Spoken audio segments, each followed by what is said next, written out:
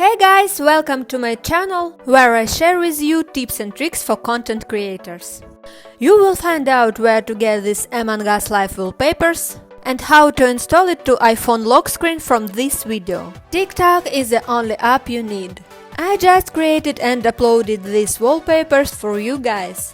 So you just need to download it. I will attach the link for this video. So open it, press 3 dots for sharing, to pop-up menu, swipe to the end, then press live photo button.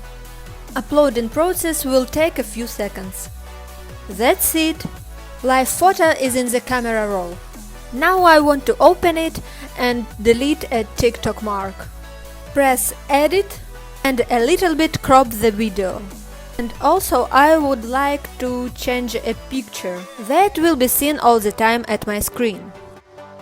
I press live photo sign and all that I need to choose the picture. I don't want to show the text in the beginning, so I will choose appearing moment. Now press make key photo. And now we are done. Our AMONG US wallpapers are completed. And only one thing left to install it.